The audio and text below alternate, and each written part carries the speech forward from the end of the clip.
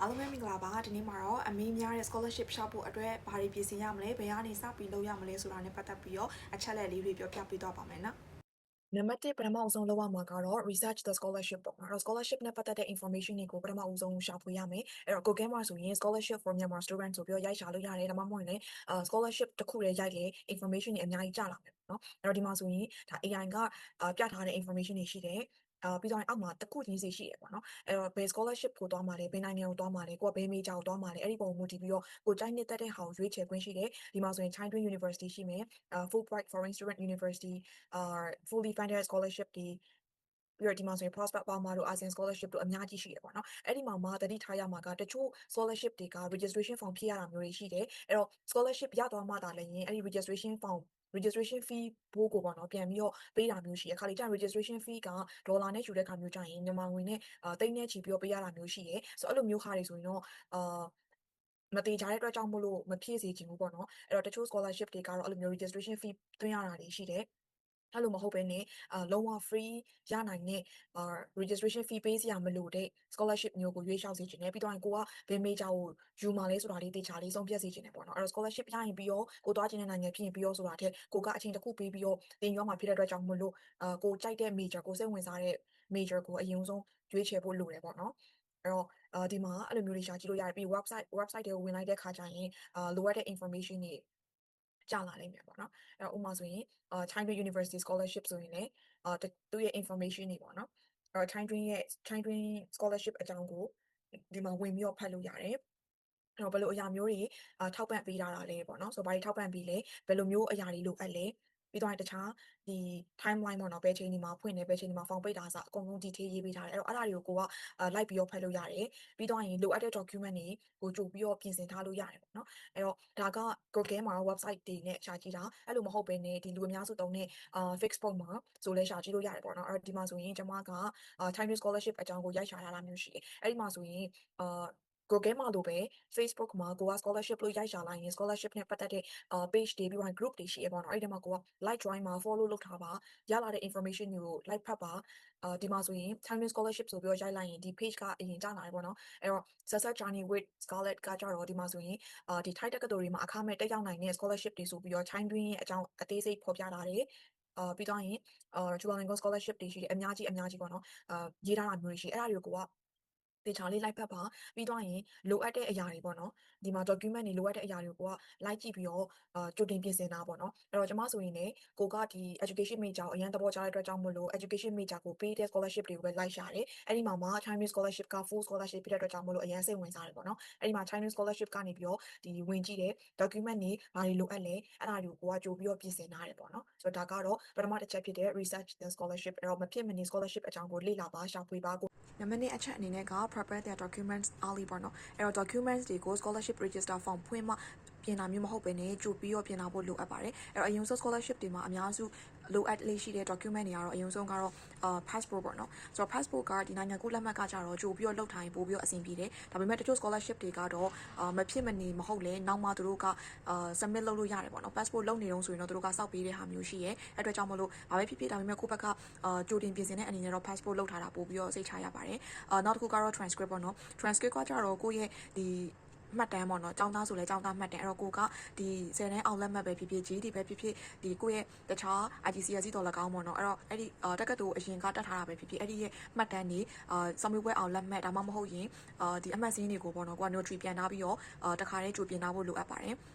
နောက်ဆုံးတစ်ခုအရေးကြီးဆုံးကတော့ recommendation letter ပေါ့နော်ဆိုတော့ recommendation letter ကသူကကြတော့ထောက်ခံစာပုံစံမျိုးအဲ့တော့အဓိကဘယ်လိုမှတောင်းလေးရှိလဲဆိုရင် volunteer work ဒီမှာကိုကဘယ်လို personality မျိုးရှိလဲဘယ်လိုမျိုးအလုပ်လုပ်ခဲ့လဲဘာတွေစုရခဲ့လဲ award ရခဲ့လဲဆိုတာမျိုးကိုထည့်ရေးပေးနိုင်ပို့ပြီးတော့ကောင်းတယ်နောက်တစ်ခုကအကယ်၍ကိုက volunteer experience မရှိဘူးဆိုရင်လည်းwork ပေါ့နော်အဲ့တော့ကိုအလုပ်လုပ်တဲ့အထက်လူကြီးပဲဖြစ်ဖြစ် senior ပဲဖြစ်ဖြစ်သူတို့ကို request လုပ်ပြီးတော့recommendation letter တောင်းယူလို့ရတယ်အဲ့ဒီမှာ recommendation letter ကိုကဒီဖွဲ့စီမှာလုပ်ခဲ့ပါတယ်ဒီအလုပ်မှာလုပ်ခဲ့ပါတယ်ဆိုတာထက်ကိုကဘယ်လိုမျိုးလုပ်ခဲ့လဲကိုယ့်ရဲ့ personality ကိုယ့်ရဲ့အားသာချက်တွေကိုပေါ့နော်တေချာလေးရေးပေးနိုင်တဲ့သူတေချာလေးရေးပေးနိုင်တဲ့ organization ကိုပို့ပြီးတော့တောင်းဆိုတာကအဆင်ပြေလိမ့်မယ်ပေါ့နော်နောက်တစ်ခုကကျတော့ IELTS or English text တွေပေါ့နော်အဲ့ English text တွေကအများကြီးscholarship တွေကတစ်ခုနဲ့တစ်ခုမတူဘူးတချို့က IELTS တောင်းတယ်တချို့ကကျတော့တခြားဟာတွေတောင်းတာမျိုးရှိရပေါ့နော်ဒါပေမဲ့ IELTS ကတော့ generally အများစုတောင်းတယ် ဒါမဲ့Chinese scholarship ကတော့မဖြစ်မနေမလိုအပ်ဘူးပေါ့နော် IELTS ကအဲ့တော့ကိုက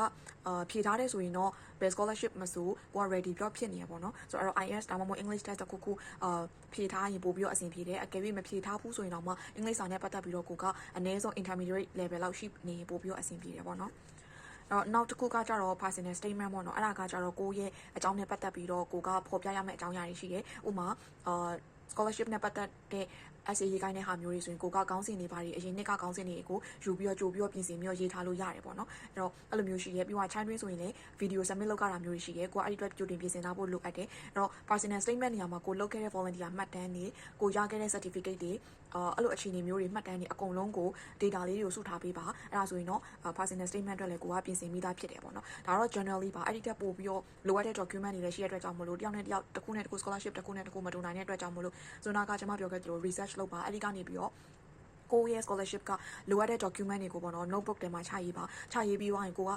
okay ငါမှာတော့ passport ရှိသွားပြီဆိုအမှန်ချစ်လေးတွေချစ်ထားတယ်ပေါ့နော်ကျွန်မဆိုရင်တော့အဲ့လိုမျိုးလုပ်လေးရှိတယ်အဲ့တော့အဲ့လိုမျိုးလေးပြင်ဆင်စီချင်ပါတယ်ဒါကတော့ကိုက scholarship ကိုတေချာလေးပြင်ဆင်ချင်တယ်ဆိုရင်တော့ document တွေကိုစောစောနဲ့တေချာလေးကြိုတင်ပြင်ဆင်ထားပါအနေနဲ့ကတော့ build your experience ပေါ့နော်ကိုရဲ့အတွေ့အကြုံတွေကိုအများကြီးတည်ဆောက်ပါအဲ့ဒီနေရာမှာဘယ်လိုအတွေ့အကြုံမျိုးပြောရလဲဆိုရင် volunteering leadership တွေ teaching experience activity တွေ competition တွေအကုန်လုံးကိုအများကြီးရအောင်ကြိုတင်ပြင်ဆင်ထားပါအဲ့တော့ဒီမှာဆိုရင်ဒါကအရင်တက္ကသိုလ်မှာကျောင်းတက်တုန်းက activity လေးတွေပေါ့နော် debate ပြိုင်ပွဲမှာဝင်ပြိုင်တာတွေစုရခဲ့တာတွေဒါ volunteer experience မှာ volunteer လုပ်ခဲ့တဲ့အတွေ့အကြုံတွေပေါ့နော်ဆိုတော့အဲ့လိုမျိုးလေးတွေကိုကိုကများများဝင်လုပ်ပါပြီးတော့လုပ်ခဲ့တဲ့မှတ်တမ်းလေးတွေကိုလည်းကိုက save လုပ်ထားပေးပါအဓိကတော့မှတ်တမ်းဆိုတာတဲ့ကိုကအဲ့ဒီနေရာကနေဘာတွေတင်ယူခဲ့လဲmembership တယောက်ရဲ့ knowledge တွေ leadership တယောက်ရဲ့ knowledge နဲ့ပတ်သက်ပြီးတော့ကိုကဘာတွေတင်ယူခဲ့လဲလမ်းလုပ်ခဲ့လဲဆိုတာမျိုးကိုတို့ကပို့ပြီးတော့အလေးပေးတယ်ပေါ့နော်အထူးသဖြင့် volunteering ကိုအဓိကကြည့်ပါတယ် scholarship တော်တော်များများကအဓိကကသူတို့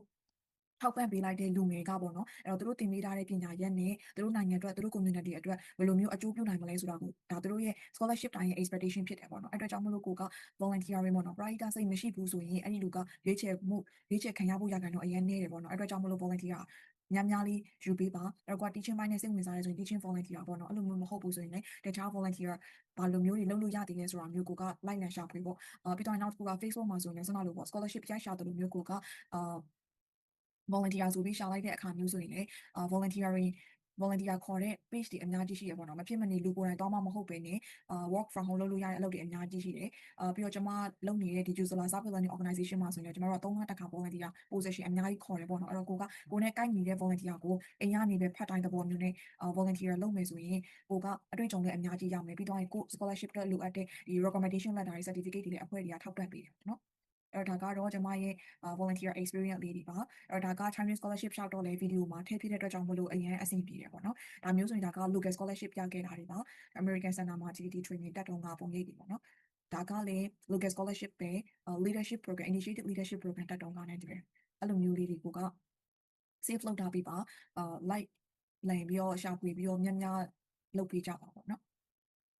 ဒါက Play for Life Foundation ပါဒါကလည်းကလေးတွေအတွက်အခမဲ့တင်ပေးတဲ့ organization တစ်ခုပေါ့နော်အဲ့လိုမျိုးအများကြီး join ခဲ့တယ်အဲ့ဒီကနေအတွေ့အကြုံတွေအများကြီးရခဲ့တယ်အဲ့ဒီအတွေ့အကြုံတွေကိုလည်းကိုက scholarship မှာကိုကဘယ်လောက်ထိ education နဲ့ပတ်သက်ပြီးတော့စိတ်အားထက်သန်ကြောင်းဘယ်လိုမျိုး community ကိုကူညီရတာဘယ်လောက်ထိ enjoy ဖြစ်ကြောင်းဆိုတာမျိုးကိုတေချာပေါ်လွင်အောင်ပေါ်ပြနိုင်ခဲ့တယ်ပေါ့နော်နောက်ဆုံးတစ်ခုအနေနဲ့အရေးကြီးဆုံးအချက်ကတော့ don't apply to only one အဲ့တော့တစ်ခုတည်းကိုမလျှောက်ပါနဲ့ကိုက Chinese scholarship ပဲလိုချင်နေဆိုပြီးတော့ China Twin တစ်ခုတည်းအတွက်ပြင်ဆင်ထားပြီးတော့အဲ့ဒါယူပဲစောက်ဆိုင်နေရမျိုးမလုပ်ပါနဲ့ပေါ့နော်အဲ့တော့ကို scholarship ရနိုင်ချေရှိတဲ့